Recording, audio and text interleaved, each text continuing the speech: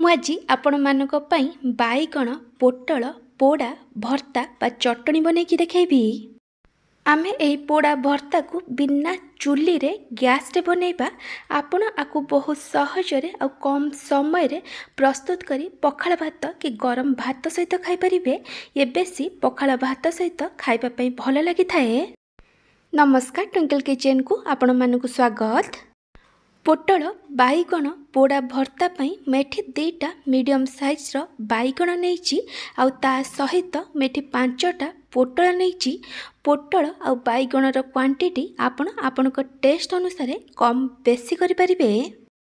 ବାଇଗଣକୁ ଭଲ ଭାବେ ଧୋଇଲା ପରେ ବାଇଗଣରେ ଏମିତି ଛୁରୀ ସାହାଯ୍ୟରେ ଟିକେ ଟିକେ କଣା କରିଦେବେ, କାରଣ ବେଳେବେଳେ ବାଇଗଣକୁ ପୋଡ଼ିଲା ବେଳେ ବାଇଗଣ ଫୁଟିଥାଏ। ତାପରେ ଆମେ ବାଇଗଣ ଉପରେ ଟିକେ ସୋରିଷ ତେଲ ଲଗାଇଦେବା। ଏହାଦ୍ୱାରା ବାଇଗଣ ଯେତେବେଳେ ପୋଡ଼ିଯିବ ଆର ଉପର ଚୋପା ବହୁତ ଇଜିଲି ବାହାରିଯିବ। ଏବେ ଆମେ এই ବାଇଗଣକୁ ପୋଡ଼ିବା। ମୁଁ ଏଠି ଗ୍ୟାସ୍ ଉପରେ ଗୋଟେ ଷ୍ଟାଣ୍ଡ ରଖିଦେଇଛି, ତା ଉପରେ ମୁଁ ଏଠି ବାଇଗଣକୁ ଦେଇଛି। ବାଇଗଣକୁ ଲେଉଟେଇ ଲେଉଟେଇ ଚାରିପଟ ସାଇଡ଼କୁ ଭଲ ଭାବେ ପୋଡ଼ିକି ନେଇଯିବା। ଏ ବାଇଗଣ ଏଠି ଭଲସେ ପୋଡ଼ିଛି। ମୁଁ ଏଠି ଆପଣଙ୍କୁ ଦେଖେଇ ଦେଉଛି ବାଇଗଣ ଏଠି ଭଲସେ ବି ସିଝି ଯାଇଛି। ଏବେ ଆମେ ଏ ବାଇଗଣକୁ ଗୋଟେ ପ୍ଲେଟ୍ରେ କାଢ଼ିଦେବା। ଏମିତି ଭାବେ ଆମେ ବାକି ବାଇଗଣକୁ ବି ପୋଡ଼ିକି ନେଇଯିବା। ଏ ବାଇଗଣ ବି ଭଲସେ ପୋଡ଼ିଗଲାଣି। ଏବେ ଆମେ ଏ ବାଇଗଣକୁ ଗୋଟେ ପ୍ଲେଟ୍ରେ କାଢ଼ିଦେବା। ଆଉ ଏବେ ଆମେ ପୋଟଳକୁ ପୋଡ଼ିବା। ଆମେ ଯେମିତି ବାଇଗଣରେ କଟ୍ ମାର୍କ ଲଗାଇଥିଲେ, ମୁଁ ସେମିତି ପୋଟଳରେ ବି କଟ୍ ମାର୍କ ଲଗାଇଛି।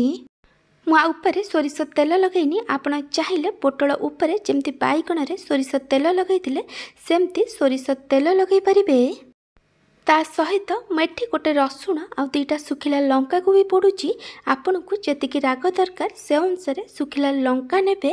ଶୁଖିଲା ଲଙ୍କା ଏଠି ଭଲସେ ପୋଡ଼ିଗଲାଣି। ଏବେ ଆମେ ଆକୁ କାଢ଼ିଦେବା। ଆଉ ପୋଟଳ ଆଉ ରସୁଣକୁ ଲେଉଟେଇ ଲେଉଟେଇ ଭଲ ଭାବେ ଆର ଚାରିପଟ ସାଇଡ଼କୁ ପୋଡ଼ିବା।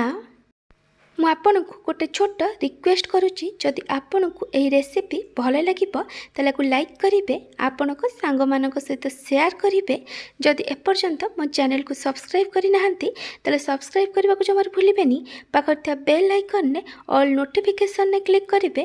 ଏହାଦ୍ୱାରା ମୋ ଯେଉଁ ଭିଡ଼ିଓ ଆସିବ ଆପଣ ପ୍ରଥମେ ଦେଖିପାରିବେ। ଯଦି ଫେସବୁକ୍ କି ଇନଷ୍ଟାଗ୍ରାମରେ ଦେଖୁଛନ୍ତି ତାହେଲେ ଫଲୋ କରିବାକୁ ଜମାରୁ ଭୁଲିବେନି। ଏଠି ପୋଟଳ ଆଉ ରସୁଣ ବି ଭଲସେ ପୋଡ଼ି ହେଇଯାଇଛି, ଆଉ ପୋଟଳ ବି ଏଠି ଭଲସେ ସିଝି ଯାଇଛି। ଏବେ ଆମେ ଗ୍ୟାସ୍ ବନ୍ଦ କରିଦେବା। ଏବେ ଆମେ ପୋଟଳ ଆଉ ରସୁଣକୁ ଗୋଟେ ପ୍ଲେଟ୍ରେ କାଢ଼ିଦେବା। ଏବେ ଆମେ ବାଇଗଣ, ପୋଟଳ, ରସୁଣ ଆଉ ଶୁଖିଲା ଲଙ୍କାକୁ ଟିକେ ଥଣ୍ଡା ହେବାକୁ ଦେବା। ଏଠି ପୋଟଳ, ବାଇଗଣ, ରସୁଣ ସବୁ ଭଲ ଭାବେ ଥଣ୍ଡା ହେଇଗଲାଣି। ପ୍ରଥମେ ଆମେ ଶୁଖିଲା ଲଙ୍କାର ଡେମ୍ଫକୁ କାଢ଼ି ବାହାର କରିଦେବା। ତାପରେ ରସୁଣର ପାଖୁଡ଼ା ଗୁଡ଼ାକୁ ଅଲଗା କରିଦେବା। ଏବେ ଆମେ ରସୁଣ ପାଖୁଡ଼ାର ଉପର ଚୋପାକୁ ଛଡ଼େଇକି ନେଇଯିବା। ଏଠି ରସୁଣ ଭଲ ଭାବେ ସିଝି ଯାଇଛି। ଏ ଚୋପା ବହୁତ ଇଜିଲି ବାହାରିଯିବ। ମୁଁ ଏଠି ସବୁ ରସୁଣ ପାଖୁଡ଼ାର ଉପର ଚୋପାକୁ ଛଡ଼େଇକି ବାହାର କରିଦେଇଛି। ଏବେ ଆମେ ପୋଟଳର ଉପର ପଟ ମୁଣ୍ଡ ଆଉ ତଳ ପଟ ମୁଣ୍ଡକୁ କାଟିକି ବାହାର କରିଦେବା। ତାପରେ ପୋଟଳର ଯେଉଁ ଜାଗା ପୋଡ଼ି ଯାଇଛି ସେ ଜାଗାରୁ ଚୋପାକୁ କାଢ଼ିକି ବାହାର କରିଦେବେ। ଏବେ ଆମେ ବାଇଗଣର ଉପର ପଟ ମୁଣ୍ଡକୁ କାଟିକି ବାହାର କରିଦେବା। ତାପରେ ବାଇଗଣର ଉପର ଚୋପାକୁ ବି କାଢ଼ିଦେବା।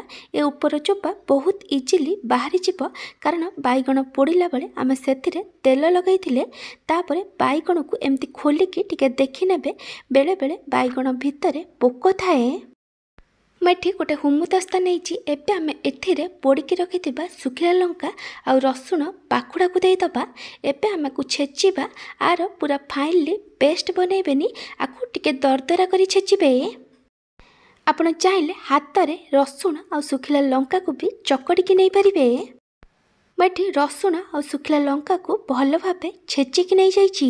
ଏବେ ଆମେ ଯେଉଁ ପୋଟଳ ଆଉ ବାଇଗଣର ଉପର ଚୋପାକୁ ଛଡ଼େଇକି ରଖିଥିଲେ ତାକୁ ଏବେ ଭଲସେ ଚକଡ଼ି ଦେବା। ମୁଁ ଏଠି ହାତରେ ଚକଡ଼ୁଛି, ଆପଣ ଚାହିଁଲେ ଗୋଟେ ମ୍ୟାସର ସାହାଯ୍ୟରେ ଆକୁ ଚକଡ଼ି ପାରିବେ। ପୋଟଳ ଆଉ ବାଇଗଣକୁ ଭଲ ଭାବେ ଚକଡ଼ିଲା ପରେ ଆମେ ଏଥିରେ ଛେଚିକି ରଖିଥିବା ରସୁଣ ଆଉ ଶୁଖିଲା ଲଙ୍କାକୁ ଦେଇଦେବା।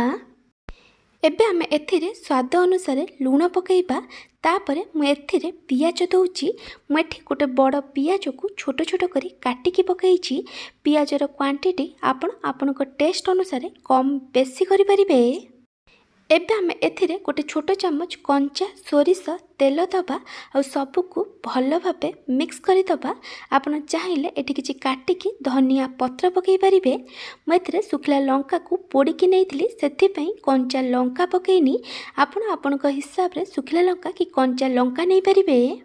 पोटल बाईगण पोड़ा भर्ता एठी रेडी हो जाइछि। जदि आपनकु एई रेसिपी भल लागिथिबो ताला को लाइक करिवे, आपनक सांग मानक सहित शेयर करिवे। जदि एपर्यंत मो चैनल को सब्सक्राइब करि नाहंती ताले सब्सक्राइब करबा को जमार भूलिबेनी। पाखरे थिबा बेल आइकन ने ऑल नोटिफिकेशन ने क्लिक करिवे। एहा द्वारा मो जो वीडियो आसीबो आपण प्रथमे देखि परिबे। जदि फेसबुक इंस्टाग्राम में देखुचंती ताले फॉलो करबा को जमार भूलिबेनी। Thank you for watching.